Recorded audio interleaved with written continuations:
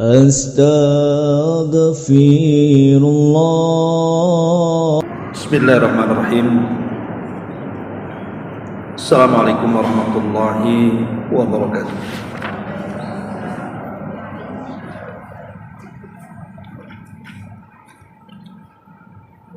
Alhamdulillah, wassalatu wassalamu ala rasulillah wa ala alihi wa sahbihi wa mawalah wa la hawla wa la quwata illa billahi wa ba'du. Alhamdulillah, di pagi ini kita bisa berkumpul kembali di Masjid Sukajadi. Salawat dan juga salam tetap kita hadiahkan kepada Rasul kita, Nabi besar Muhammad sallallahu alaihi wa alihi wasallam. Baik, kita akan lanjutkan kajian kita, masih membahas 175 jalan ke surga. Dan kita sudah masuki poin ke 49, halaman 99.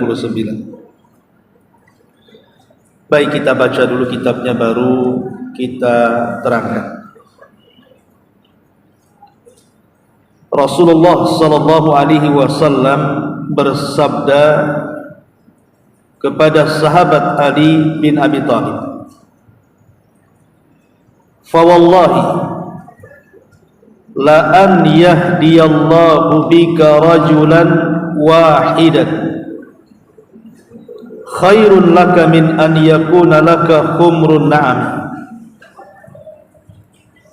Demi Allah, jika Allah memberikan petunjuk kepada salah seorang karena perantaramu, itu lebih baik bagimu daripada unta merah. Kalimat humru an-na'am dalam hadis ini artinya unta merah. Dia merupakan harta yang paling berharga bagi orang-orang Arab dan yang paling mereka sukai. Rasulullah sallallahu alaihi wasallam juga bersabda, "Man da'a ila hudan kana lahu minal ajri mithlu ujuri man tabi'ahu la yanqusu dzalika min ujurihim syai'an." Barang siapa yang menyeru kepada satu petunjuk, niscaya dia akan mendapatkan pahala sama seperti pahala orang yang mengikutinya, dan hal itu tidak akan mengurangi dari pahala-pahala mereka sedikit pun. Maksudnya adalah, barang siapa yang mengajari Al-Quran, zikir-zikir, salat, sunnah ataupun akidah yang benar kepada manusia, juga mengajarkan kepada mereka metode berdakwah kepada Allah, kelembutan cara amar ma'ruf nahi mungkar, serta mengamalkan kebaikan, maka dengan demikian dia akan memanen pahala yang sangat besar dengan izin Allah, dan dia akan melihatnya pada hari kiamat kelak, padahal dia tidak menyangka bahwa pahalanya telah sampai kepada taraf seperti itu.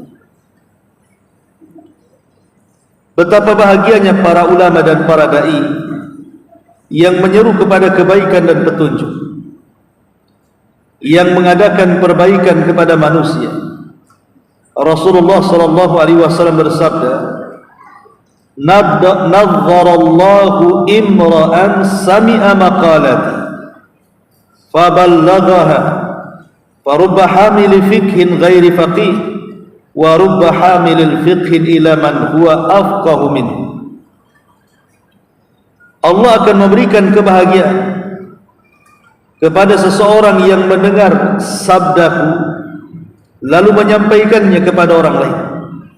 Berapa banyak orang yang membawa ilmu tapi dia tidak memahaminya. Berapa banyak orang yang membawa ilmu kepada orang yang jauh lebih paham darinya. Rasulullah sallallahu alaihi wasallam bersabda, "Man dalla ala khairin falahu mithlu ajri fa'ili." Barang siapa yang menunjukkan kepada satu kebaikan, maka dia akan mendapatkan pahala sama pahala orang yang mengamalkannya. Al-Imam As-San'ani ketika mentaklik hadis ini dalam kitabnya Subulu As-Salam, beliau berkata, memberi petunjuk bisa dengan menyarankan untuk melakukan kebaikan atau mengarahkan orang yang mencari kebaikan kepada si fulan yang alim, memberi nasihat atau memberikan peringatan dan menulis ilmu yang bermanfaat. Maka lafaz khair mencakup memberi petunjuk atas kebaikan dunia dan juga akhirat. Betapa indah sabda Rasul, betapa sempurna cakupan maknanya, betapa jelas dasar dan petunjuknya terhadap kebaikan dunia dan juga kebaikan akhirat. Baik, bab ini menjelaskan kepada kita tentang salah satu jalan dari jalan-jalan ke surga adalah dengan cara berusaha untuk menjadi seorang pendakwah. Pendakwah itu tidak mesti seorang alim besar atau seorang ustadz yang berbicara di mimbar seperti saya begini. Tapi berdakwah itu siapapun bisa melakukannya, asal menyampaikan ilmu yang dia pahami saja. Jangan melewati batas yang tidak dipahami.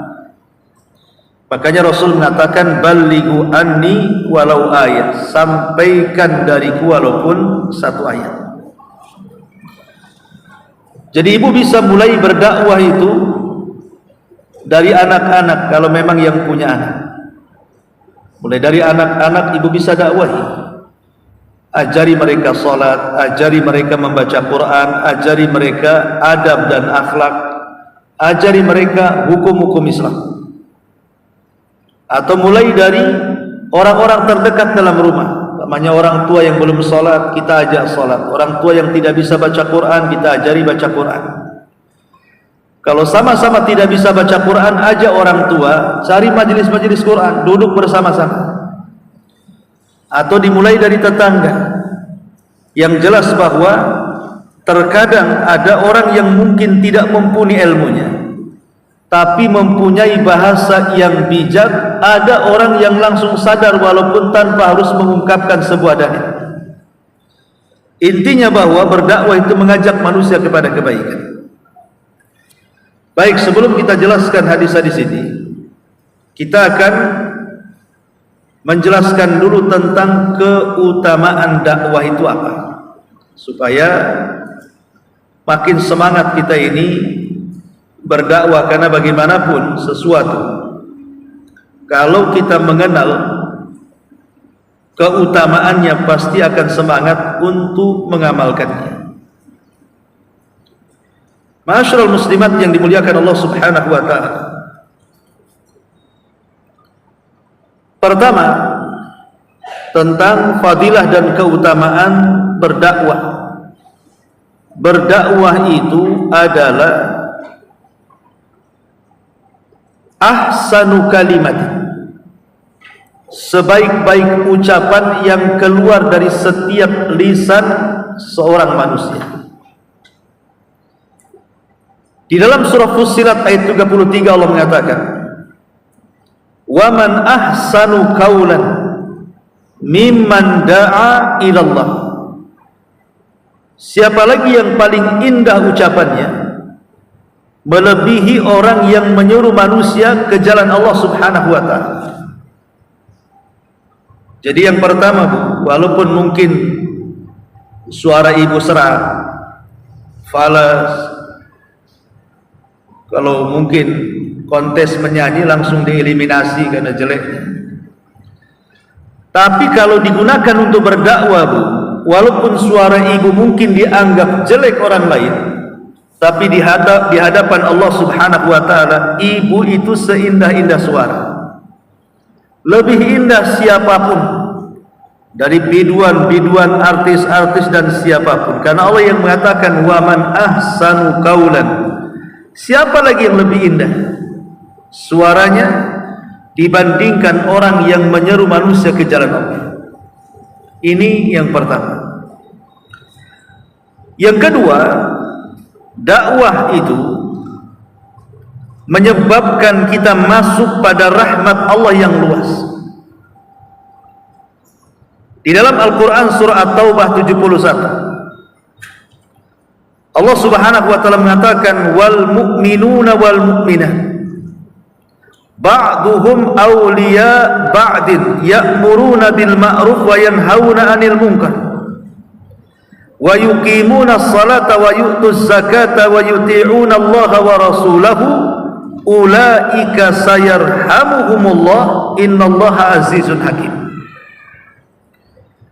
Baik mukmin laki-laki ataupun mukmin perempuan, sebagian mereka melindungi sebagian yang lainnya. Mereka senantiasa mengajak manusia kepada kebaikan dan mencegah dari kemungkaran. Kemudian di ujung ayat Allah mengatakan, merekalah orang-orang yang Allah akan anugerahkan rahmat kepada mereka. Lihat di sini, di antara kewajiban seorang mukmin adalah mengajak manusia kepada kebaikan dan mencegah dari kemungkaran. Itu disebut dengan dakwah. Lah sebagai imbalannya Allah mengatakan ulaika sayarhamuhumullah. Mereka itulah orang-orang yang Allah akan anugerahkan rahmat. Maksudnya Allah akan memberikan kasih sayangnya kepada kita. Dan ingat bahwa tanpa kasih sayang yang Allah anugerahkan kepada kita, tentu tidak ada orang yang kasihan dengan kita. Kenapa orang tua sayang dengan kita?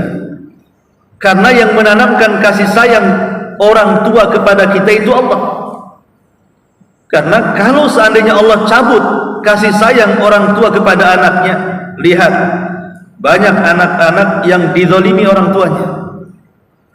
Bahkan zaman dulu ada yang sampai dijual atau ada yang sampai diburu, naudzubillah, karena dicabut rahmatnya. Lah ketika rahmat itu dimasukkan, maka orang satu dunia sekalipun Allah sanggup membuat mereka cinta dengan kita. Itulah dakwah sebenarnya. Walaupun hakikatnya memang dakwah itu terkadang dibenci orang, tetapi biarlah orang membenci, tapi Allah Subhanahu wa taala tetap menyayangi. Ini di dunia kan begitu, apalagi di sorga. Bukankah orang yang masuk sorga itu bukan karena amalan? Ibu walaupun sholat dari lahir sampai mati, tidak pernah telat, tetap tidak bisa membeli sorga dengan pahala itu. Makanya dahulu di zaman Bani Israel, ada seorang anak muda naik perahu. Tiba-tiba di tengah lautan, perahunya terombang-ambing, disepak ombak, akhirnya perahunya karam, tapi orangnya selamat. Terdampar di sebuah pulau, antah berantah tidak ada siapapun di pulau itu. Akhirnya anak muda ini sudah putus asa karena tidak mungkin keluar dari pulau itu, dan dia orang satu-satunya di pulau itu. Akhirnya dia bertekad karena tidak mungkin keluar dari pulau itu, dia ingin menghabiskan sepanjang hayatnya untuk beribadah. Maka sejak dia terdampar di pulau itu, dia terus beribadah, tidak pernah bermaksiat kepada Allah Azza wa Jalla. Mau maksiat kepada siapa? Nggak ada orang. Akhirnya kemudian sepanjang hayatnya selama 70 tahun terperangkap di pulau itu, sampai dia meninggal, dia hanya ibadah dan ibadah, tidak pernah bermaksiat sampai mati. Jadi setelah meninggal dunia, kemudian Allah Subhanahu wa taala bangkitkan dan diberdirikanlah dia di pintu surga. Tinggal melangkah saja masuk surga. Kemudian Allah Subhanahu wa taala katakan kepada orang ini, silahkan masuk surga dengan rahmat. Maka orang ini mengatakan, ya Rabb, aku tidak mau masuk surga dengan rahmat, tapi aku ingin masuk surga dengan seluruh amalan, karena aku tidak pernah bermaksiat kepadamu. Aku gunakan hidupku hanya untuk beribadah kepadamu, sehingga aku tidak mau masuk surga karena rahmatmu. Aku hanya ingin masuk surga karena amalanmu. Karena biasanya pemahamannya, kalau orang masuk surga karena rahmat itu kan dulunya dia berbuat dosa, kemudian Allah ampuni dosanya, karena rahmatnya Allah masukkan dia ke surga. Tapi aku kan tidak pernah maksiat, masa aku masuk surga dengan rahmat? Maka Allah mengatakan, baik kalau begitu, hitung seluruh pahala selama engkau melakukan banyak ibadah itu. Akhirnya dihitung-hitung pahalanya. Rupanya pahala yang dia terima tidak lebih besar dari satu nikmat yang Allah anugerahkan pada badannya berupa mata yang sanggup memandang. Jadi pahala yang dikumpulkannya itu dengan satu nikmat yang Allah anugerahkan saja tidak sebanding. Akhirnya karena dia takut kakinya tidak melangkahkan ke surga, maka dia mengatakan, ya Rabb, kalau begitu masukkan sajalah aku ke dalam surgamu dengan rahmat. Dari sini kita tahu bahwa tidak ada satupun masuk surga manusia ini kecuali dengan rahmat Allah, hatta para nabi sekalipun. Bahkan Nabi sendiri mengatakan ketika ditanya, termasuk engkau wahai Muhammad? Ya, termasuk aku pun masuk surga karena rahmat Allah. Jadi begitu tingginya nilai rahmat Allah, dan itu diantaranya adalah sebab dakwah ilallah. Dengan kita menjadi pendakwah, maka Allah akan berikan rahmatnya. Ini yang kedua. Yang ketiga, bahwa dakwah itu bisa mencegah kita dari turunnya azab. Allah Subhanahu wa taala berfirman dalam surah Al-Maidah 78, lu'ina alladhina kafaru min bani Israel ala lisani Daud wa Isa ibn Maryam dzalika bima asaw wa kanu ya'tadun. Allah melaknat orang-orang kafir dari kalangan Bani Israel atas lisannya Nabi Daud dan lisannya Isa bin Maryam. Kenapa? Karena mereka umat yang bermaksiat kepada Allah, membiarkan kemungkaran dan memerintahkan manusia kepada kemaksiatan. Wa kanu ya'tadun, dan mereka pun sangat melampaui batas. Lihat sebab dilaknatnya Bani Israel. Kenapa mereka? Karena meninggalkan dakwah, tidak mau mengajak manusia kepada kebaikan, tidak mau mencegah dari kemungkaran. Makanya mereka umat yang dilaknat Allah Subhanahu wa taala. Berarti di sini kalau seandainya kita menjadi insan pendakwah, maka kita akan terhindar dari laknat Allah Subhanahu wa taala. Laknat itu artinya didekatkan dengan azab, itu arti laknat. Kalau rahmat, dijauhkan daripada azab. Ini yang ketiga ya, bahwa berdakwah itu bisa mencegah dari azab. Azab ini kan umum. Azab dunia mungkin dengan penyakit, azab dunia mungkin dengan kefakiran, azab dunia dengan sedih, azab dunia dengan mungkin meninggalnya orang-orang yang dicintainya, dan begitu seterusnya. Lah para pendakwah, musibah apapun yang Allah timpakan, maka dia bisa menghadapinya dengan ketenangan, karena sedikit banyak dia punya ilmu pengetahuan. Karena bagi seorang pendakwah pasti dia akan persiapan. Kalau ibu mendakwai orang, tentu kan tidak asal-asalan, minimalnya ibu pernah belajar walaupun hanya 1-2 ayat yang bisa disampaikan. Kemudian yang keempat, bahwa dakwah ini asbab naili azimil ujur, menjadikan sebab ibu akan mendapatkan pahala yang melimpah, sebagaimana hadis yang kita bahas dalam buku ini, di mana Nabi SAW mengatakan, fa wallahi la an yahdiyallahu bika rajulan wahidan khairun laka min an yakuna laka humrun na'am. Demi Allah, jika Allah memberikan petunjuk kepada satu orang dengan lisan wahai Ali, itu lebih baik daripada humrun na'am, artinya unta merah. Dan unta merah barang berharga di tengah-tengah Arab jahiliyah di zaman itu. Hadis ini ada asbab wurudnya. Kenapa Rasul sampai mengucapkan kalimat ini? Jadi saat Nabi SAW ketika itu dalam perang Khaybar, ingat perang Khaybar itu adalah perang melawan orang Yahudi yang terakhir, karena Rasul berperang melawan Yahudi di zaman itu 4 kali peperangan, dan yang terakhir melawan orang Yahudi di Khaybar. Lah orang Yahudi itu kan suka membuat benteng, mereka suka buat benteng, dan di zaman itu kalau sebuah kota dibenteng maka akan sulit ditembus musuh, karena kan belum ada peralatan tempur seperti di zaman sekarang. Mereka paling tinggi pakai panah, pakai pedang, pakai tongkat, atau mungkin didobrak dengan kayu besar gitu ya, supaya roboh bentengnya. Sehingga kota-kota yang berbenteng itu sulit dikalahkan. Termasuk ketika Nabi SAW menyerbu Khaybar, itu berbulan-bulan benteng tak mau juga roboh. Dikirim Abu Bakar tak roboh, dikirim Umar tak roboh, dikirim banyak pasukan tak roboh-roboh. Dan kalau seandainya harus kemudian mengepung berbulan atau sampai tahun, itu lama-lama melemahkan pasukan Nabi. Yang namanya pasukan perlu makan, perlu minum, nanti habis pula perbekalannya. Sehingga satu hari Nabi SAW berdoa kepada Allah agar Allah menangkan perang Khaybar itu.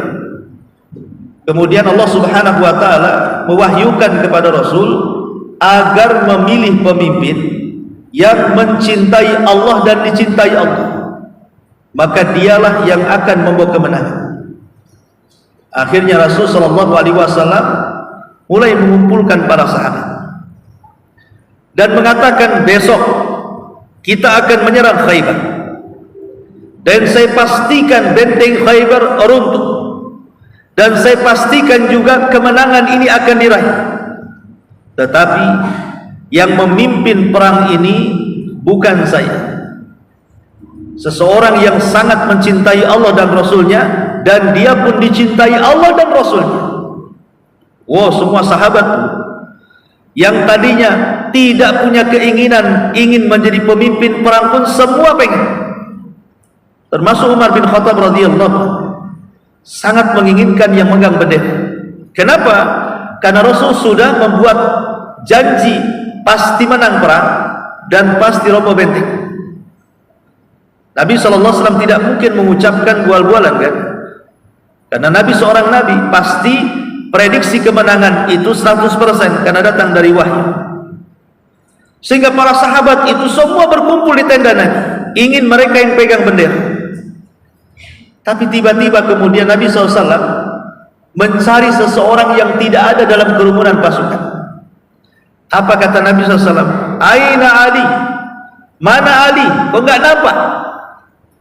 Sahabat mengatakan, begini wahai Rasul, Ali sedang sakit parah kedua matanya. Maklum di tengah padang pasir, kalau ada angin mungkin terkena lilipan mata gitu ya, debu-debunya, sehingga sakit mata. Masalahnya Ali itu sakit mata parah sampai tidak bisa melihat.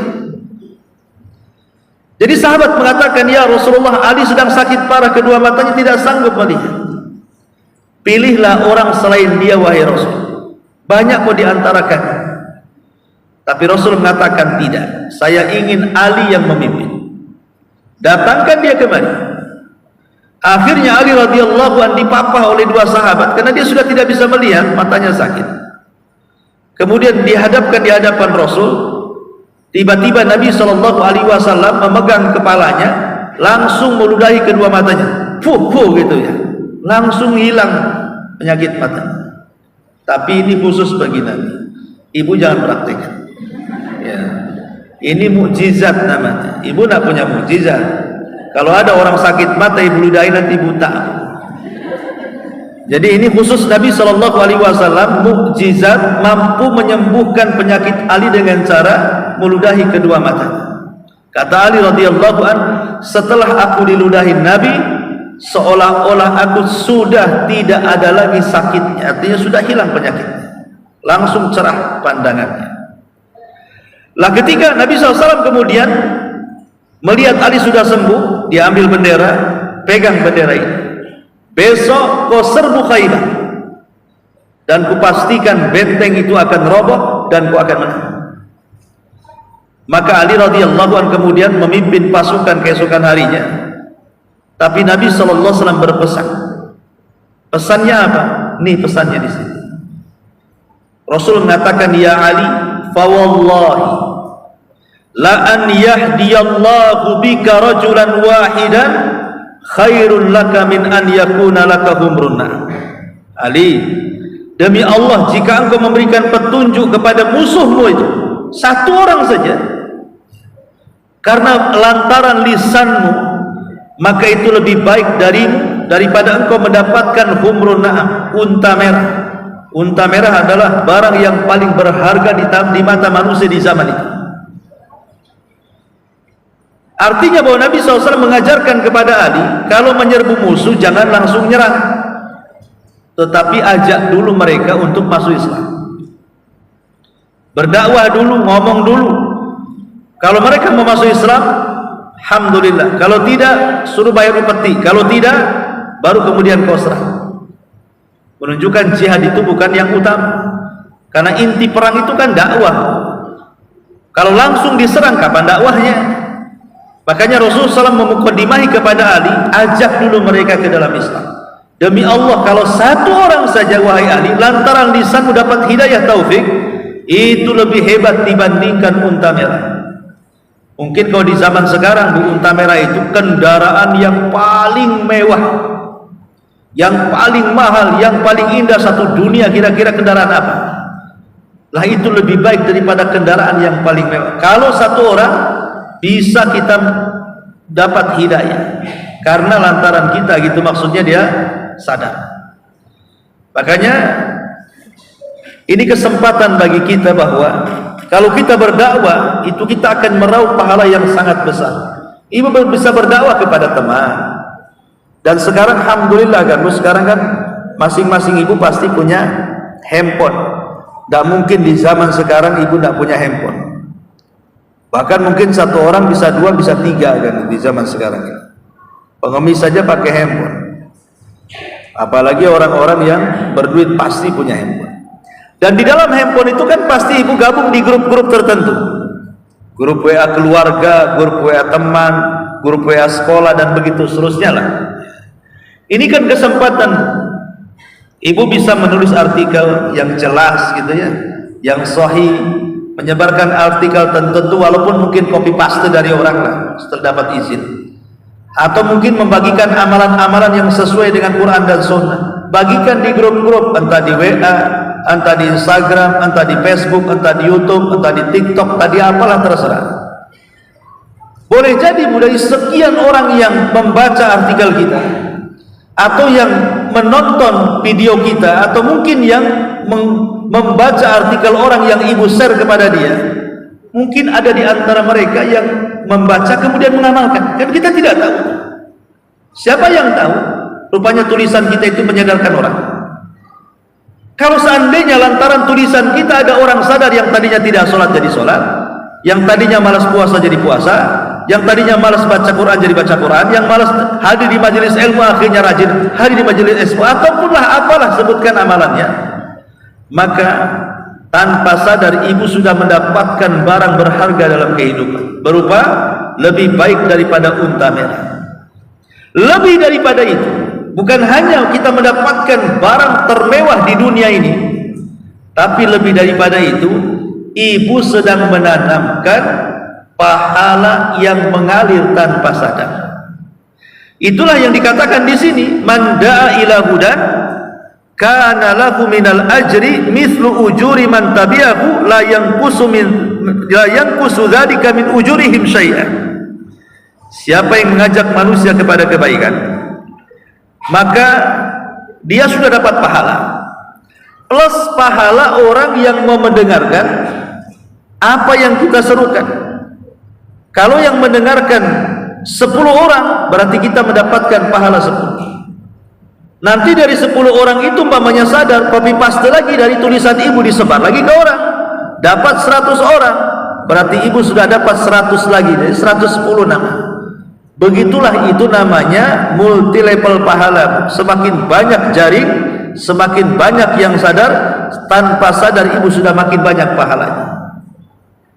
Nah, itulah Bu, makanya seandainya nih ibu-ibu ya merawat anak lah, anak sendiri gitu kan, kemudian sampai di pesantren, hafal Quran, sampai kuliah di luar negeri umpamanya kan, sampai jadi pendakwah. Kemudian dia lantaran dakwahnya banyak yang sadar gara-gara dia tuh. Umpamanya sampai ratusan atau ribuan murid-muridnya. Lah pahala itu akan mengalir kepada ibu yang mengarahkannya. Atau mungkin saya tidak punya anak Ustaz, karena saya masih jomblo. Maka bisa ibu datang ke pesantren, datang ke sekolahan, kemudian ibu titip sedekah untuk menjadi ibu angkat mungkin salah satu daripada santri di pesantren. Saya titip Ustaz, ini untuk anak-anak santri.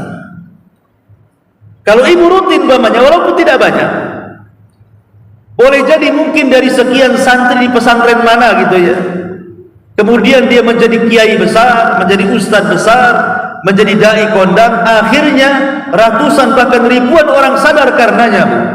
Maka pahala yang ribuan gara-gara si ustadz ini mendakwahkan dakwah kebaikan itu akan kembali ke ibu, karena ibu yang mendanai anak itu sewaktu di pesantren sehingga dia jadi orang besar. Nah, itulah yang dimaksud hadis ini di sini. Ma'asyiral muslimat yang dimuliakan Allah Azza wa Jalla, makanya perkara dakwah ini bukan perkara enteng, pahalanya besar dan bisa mengalir. Ma'asyiral muslimat yang dimuliakan Allah Subhanahu wa taala. Kemudian juga di antara fadilah dakwah. Dakwah ini adalah min asbab al-falahi wan najati fid dunya wal akhirah. Menjadi sebab ibu mendapatkan keselamatan di dunia dan di akhirat. Karena begini Bu, kalau ada kemaksiatan di depan mata kemudian tidak ada yang mengingkarinya, kalau ada kebaikan di depan mata kemudian kita tidak mengajaknya orang untuk melakukan kebaikan, maka Nabi SAW mengistilahkan dengan sebuah perahu. Kata Nabi, ada sebuah perahu. Perahu ini 2 lantai. Penduduknya yang menumpang di perahu itu sebagiannya tinggal di dek yang bawah, sebagiannya di dek lantai 2. Kemudian perahu ini berlayar di sungai. Orang-orang yang terkurung di dek yang paling bawah, mereka tidak bisa mengambil air kecuali harus naik ke dek yang kedua, baru mereka mendapatkan air. Satu hari karena keseringan naik, jadi orang-orang yang di dek bawah itu takut mengganggu kepada orang yang di lantai 2. Asik naik minta air terus. Jadi mereka takut kalau orang-orang yang di lantai 2 jadi bosan. Akhirnya orang-orang yang di lantai bawah ini berpikir bagaimana caranya supaya kita tidak menyibukkan orang yang di lantai 2. Akhirnya punya ide, bagaimana kalau kita bolongi aja kapalnya gitu. Nanti kan dari lubang itu keluar air. Jadi kita tidak minta lagi ke atas. Ini orang-orang di lantai 2, kalau seandainya yang di lantai 1 membiarkan membolongi kapal hanya ingin mengambil air, kira-kira kapalnya itu akan karam atau tidak? Pasti karam. Namanya kapal bocor, air keluar terus, lama-lama kan karam. Artinya begini, kalau seandainya orang yang di atas walaupun mereka tidak ikut membolongi kapal, tapi kalau membiarkan orang yang membolongi kapal, mereka juga ikut tenggelam di situ. Lah Rasul ingin mempermisalkan kepada kita, memang kita tidak ikut maksiat. Mungkin ada orang berzina, kita tidak ikut berzina. Ada orang mabuk, kita tidak ikut mabuk. Ada orang bergibah, kita tidak ikut gibah. Tapi kalau kita biarkan mereka melakukan kemaksiatan, kemudian turun adab, yang mati bukan dia saja, kita pun terkena imbas. Yang itu maksud. Lihat tsunami, lihat gempa, lihat gunung meletus. Yang mati itu bukan penjahat saja, ustadz pun mati di situ, kiai pun mati di situ, orang-orang baik yang hafal Quran pun ikut mati di situ. Itulah yang difirmankan dalam surah Al-Anfal, wattaqu fitnatan la tusibannal ladzina zalamu minkum khassa. Takutlah kepada azab kalau Allah Subhanahu wa taala sudah turunkan, yang mati bukan orang yang jahat di antara kalian, tapi orang yang baik pun akan terkena imbasnya, kata Allah. Kenapa? Karena tidak ada ingkar kemungkaran dan tidak ada mengajak kepada kema'rufan. Maka dakwah itu hakikatnya apa? Mencegah azab sebenarnya. Mencegah azab kita supaya kita tidak ikut karam, tidak ikut juga dengan orang itu. Jadi kalau kita sudah mendakwai dia, kalau seandainya turun azab, insya Allah azab itu tidak akan kena kepada kita. Kenapa? Karena kita sudah memberitahu. Contoh, ya, di dalam Al-Quran ada satu kisah, namanya kisah Ashabus Sabti. Kisah Ashabu As-Sabti, kisah pemilik hari Sabtu. Kisah pemilik hari Sabtu ini bercerita tentang seorang, ada satu kampung Yahudi itu hidup di pesisir pantai, dan mereka oleh nabinya dibuat aturan, kalian boleh cari ikan sesuka kalian kecuali di hari Sabtu. Kalian boleh cari ikan hari Senin, Selasa, Rabu, Kamis, Jumat, Sabtu jangan, Ahad boleh. Jadi dalam sepekan itu tidak boleh satu hari cari ikan, karena itu hari sakral. Nanti kalau cari ikan di hari Sabtu kualat. Jadi mereka diuji oleh Allah Subhanahu wa taala dengan hari Sabtu. Akhirnya mereka pun mentaati. Mereka tidak pernah mencari ikan di hari Sabtu. Masalahnya satu hari Allah ingin menguji keinginan mereka. Di hari lain ikannya nggak nampak.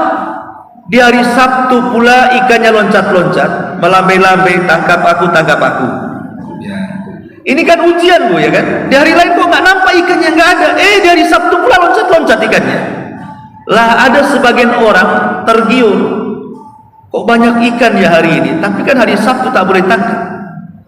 Jadi adalah sebagian orang yang mengikuti syahwatnya. Mereka berpikir, gini sajalah, kita jangan tangkap di hari Sabtu, tapi kita pasang di hari Jumat. Kita petakan saja ikan ini lari kemana, ya. Kemudian kita pasang jaring di hari Jumat, untuk ikan di hari Sabtu diambilnya hari Ahad. Kan kita tidak ngambil ikan di hari Sabtu, katanya. Itu namanya tipu-tipu, bukan? Allah mau ditipu namanya. Betul, mereka pasang jaringnya di hari Jumat, tapi mereka sudah tahu ikan lari kemana tuh. Sengaja mereka pasangnya di hari Jumat, tapi sebenarnya itu ikan muncul di hari Sabtu tuh yang akan masuk ke jaring itu. Kemudian mereka angkat di hari Minggu sampai berkali-kali. Ini sekelompok orang kecil ini katanya, kalau kita memakan ikan yang di hari Sabtu kita akan terkena azab. Buktinya kita makan ikan yang muncul dari Sabtu tak ada azab, katanya. Akhirnya dari situ mereka, apa kata Nabi ini gak jelas, katanya. Dari situ mereka mulai ragu-ragu terhadap kualatnya hari Sabtu. Akhirnya nyemplung sekali di hari Sabtu. Setelah nyemplung di hari Sabtu tangkap ikan, Allah makin lagi menguji mereka. Akhirnya makin banyak tangkapannya. Mereka pun bersenang-senang. Mulailah yang lainnya ikut. Akhirnya manusia terpecah menjadi 3 kelompok. Kelompok pertama orang yang nekat cari ikan dari Sabtu. Alasannya tidak ada azab kok yang. Kelompok yang kedua ekstrem, melarang-larang. Kok jangan cari ikan dari Sabtu. Ingat wasiat Nabi kita, kalau kalian cari ikan dari Sabtu, matilah kita semua, nanti kena azab. Kelompok yang ketiga beda pula pendapatnya. Dia melarang kepada orang yang ekstrem dengan mengatakan, sudah, biarkan saja mereka. Kalian ngapain cerewet, ngelarang-larang? Biarkan aja mereka cari ikan. Kalau dapat azab, biarkan aja dia kena azab. Nah, biasanya di masyarakat kan ada 3 kelompok seperti ini, ya. Satu tetangga ahli maksiat, ya. Satu tetangga ekstrem, gerah dengan maksiat, kalau bisa lapor RT RW, bubarin maksiat. Satu yang ketiga ini enggak, udah jangan bising, biarkan aja. Gak usah bising, dia maksiat-maksiat, kamu kan enggak kan? Nah, inilah 3 kelompok di masyarakat persis dengan kisah Sabu Sabti ini. Akhirnya yang ekstrim ini, yang gak mau melihat maksiat, oh kalau begini nanti akan turun azab, saya tidak mau terkena azab. Kalau begitu, siapa di antara kalian yang tidak setuju dia carikan dari Sabtu, ayo kumpul dengan sini. Akhirnya terpisah di sini. Kemudian mereka membuat perkampungan sendiri, kemudian membentengi diri dengan orang-orang yang carikan. Kita bukan tidak sekampung lagi. Kalau kalian ingin carikan dari Sabtu, silakan. Kami mau pindah. Akhirnya dibenteng. Lah orang yang tengah-tengah ini, yang tidak carikan dari Sabtu, juga tidak, atau membiarkan orang yang mencarikan dari Sabtu, dan dia tidak ikut dari Sabtu, tapi melarang orang-orang yang melarang orang yang mencarikan. Dia gabung dengan orang yang carikan, walaupun tidak carikan dari Sabtu. Maka terjadilah 2 kampung di tembok tengahnya. Setiap hari orang-orang yang mendapatkan ikan dari Sabtu, oh mereka tertawa berpesta pora karena mendapatkan ikan banyak setiap pekannya. Sampai pada waktunya azab Allah turun kepada mereka. Biasa mereka rame karena dapat ikan kan. Orang-orang yang ekstrim, yang selalu mengingkari kemungkaran ini dan mencegah kemungkaran dan mengajak kebaikan, telinga mereka sudah tidak mendengar tertawa-tertawaan lagi. Kok senyap di balik tembok ini? Kenapa? Ada apa kan ini? Penasaranlah, diutuslah salah seorang di antara mereka panjat tembok. Akhirnya panjat tembok, ditengok tak ada satupun manusia. Tidak ada satupun manusia di situ. Akhirnya dilaporkan nggak ada orang katanya. Pada kemana mereka kan? Akhirnya kalau begitu kita buka gerbang, kita tengok, karena kan di antara mereka ada, ya mungkin ada hubungan keluarga, ponakan, paman, bibi atau apa kan. Jadi mereka pas buka gerbang, sama sekali nggak ada orang. Yang ada hanya monyet-monyet yang sedang menangis di tembok-tembok pembatas itu. Kemudian sisanya jadi batu. Tetapi mereka tidak bertahan hidup, 3 hari langsung mati. Di sini Allah Subhanahu wa taala katakan kunu qiradatan khasin, jadilah kalian kera-kera yang dihinakan. Jadi orang-orang yang mengambil ikan di hari Sabtu, mereka dijadikan kera. Orang-orang yang membiarkan orang yang mengambil ikan dari Sabtu, malah melarang orang yang melarang untuk mengambil ikan dari Sabtu, mereka jadi babi. Tetapi orang-orang yang senantiasa berdakwah mencegah kemungkaran, mengajak kebaikan di balik tembok, mereka selamat. Begitulah kalau kita membiarkan kemungkaran, maka kita akan terseret kalau turun azab. Tapi kalau kita mencegah kemungkaran, minimalnya kalau turun azab kita nggak kena. Itu maksudnya. Nah inilah pentingnya berdakwah di sini. Berdakwah kepada Allah Subhanahu wa taala supaya melindungi kita dari azab Allah Subhanahu wa taala.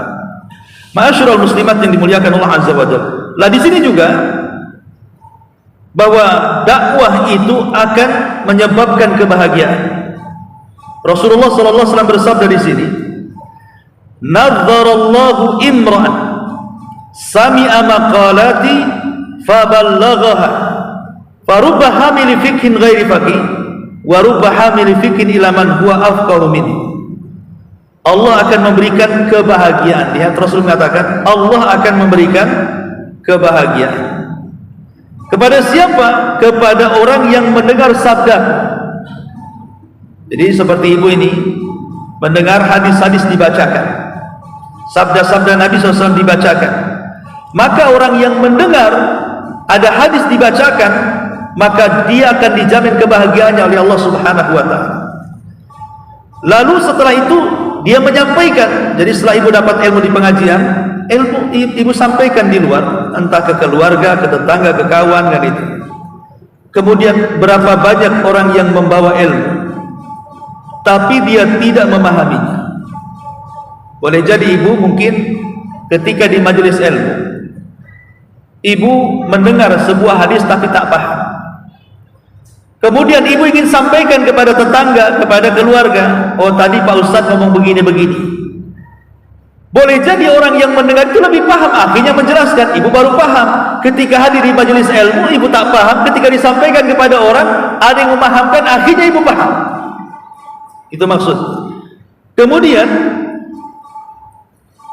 Betapa banyak orang-orang yang membawa ilmu kepada orang yang jauh lebih paham darinya.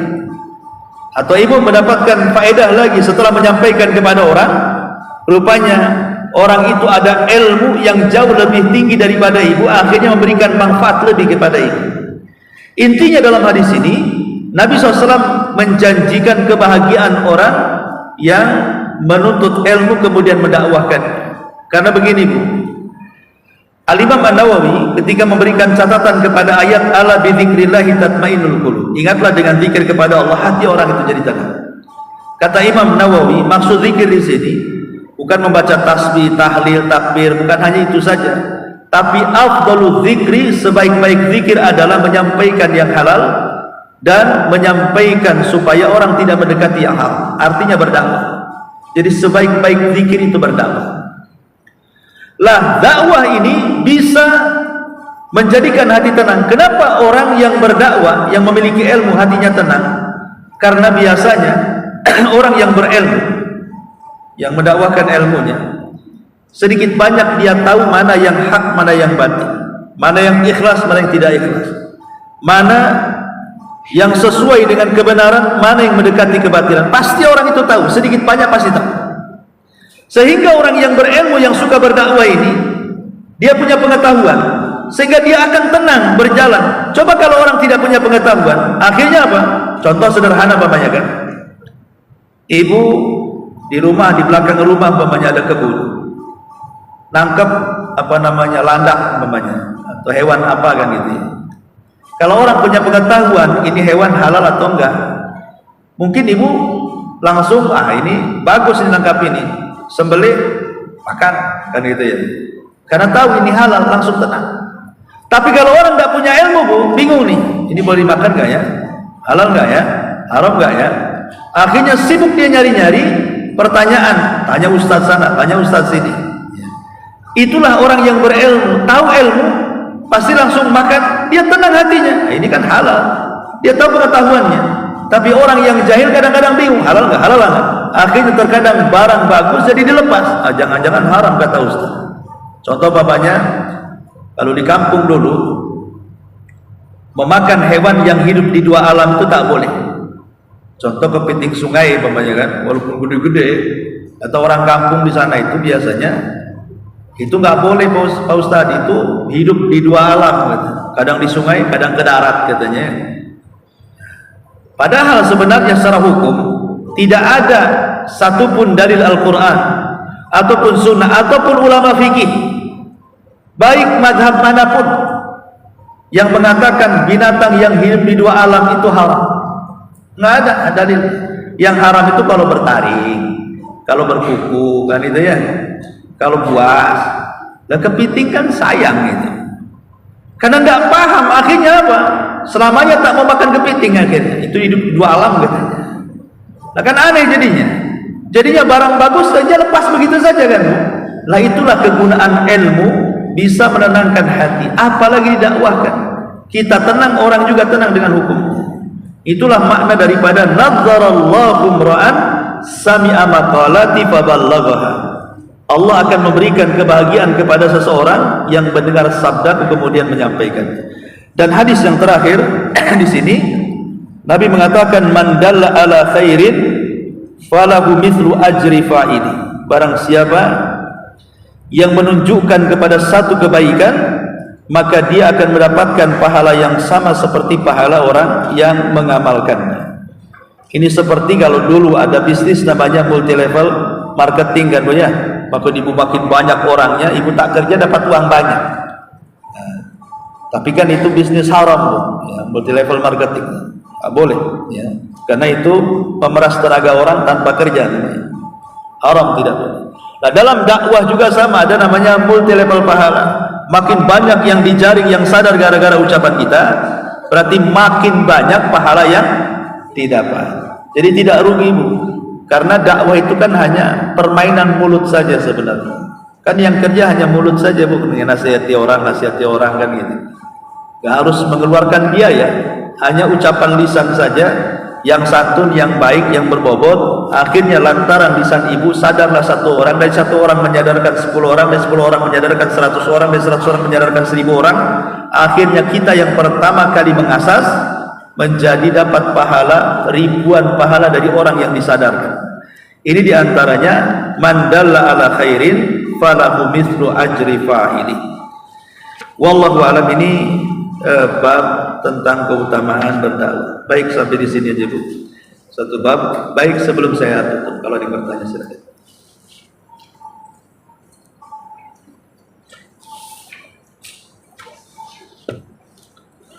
Ada, kita tutup dengan kafaratul majlis. Subhanallah bihamdika asyhadu an la ilaha illa anta astaghfiruka wa atubu ilaik. Allahu ta'ala. Assalamualaikum warahmatullahi wabarakatuh.